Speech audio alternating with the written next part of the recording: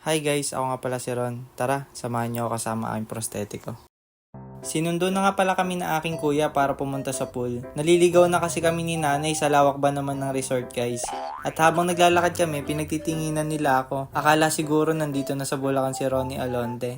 Huy, bero lang. Ako lang to guys, kalma lang kayo.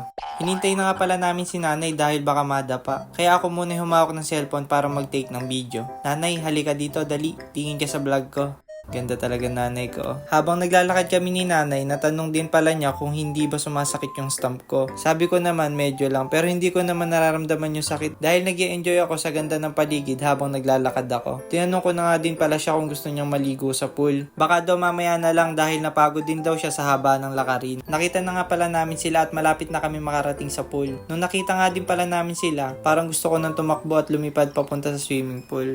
Huy, bero lang.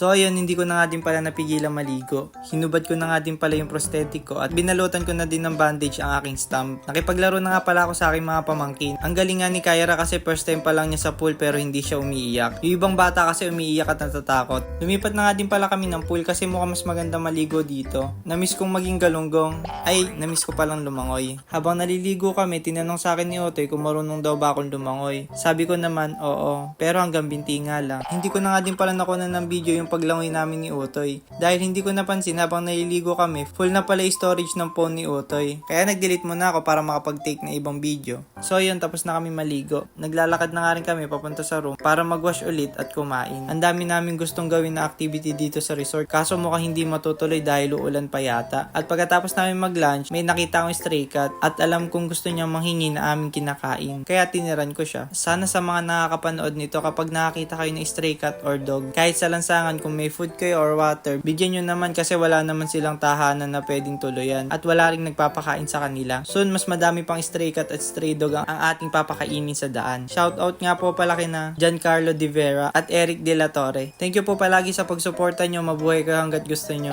Ingat palagi. Gumagayak na nga rin pala kami para pumunta sa harap. Nag-aaya na kasi si Otoy mag-ATV. Pasakay na nga rin pala kami ng sasakyan. Malayo kasi guys kung lalakarin namin. Pagkarating pala namin sa harap, tumambay muna kami saglit sa reception para maghintay dahil may nauna ng iba. Pagkatapos namin maghintay, pinasuot na sa amin yung helmet bilang protection. At pagkasuot namin ng helmet, tara mga brother, let's go!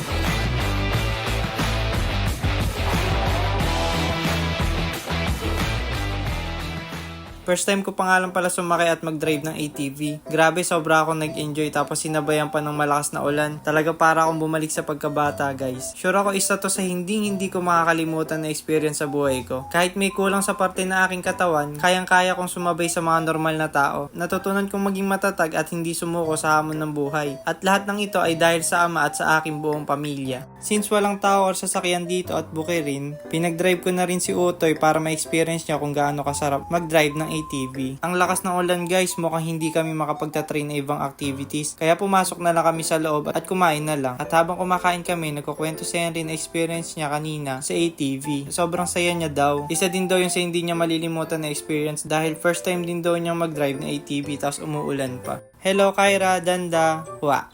Abunjing. Ay, hindi na. Pauwi na nga pala kami dahil tapos na ang bakasyon. Pasakay na nga rin pala kami at kinuha na namin ang mga gamit namin. Huminto na nga din muna kami sa favorite ni Utoy, ang Jollibee. Jollibee, psst, sige na. Baka naman. Paano Otoy? Tara, kain na tayo.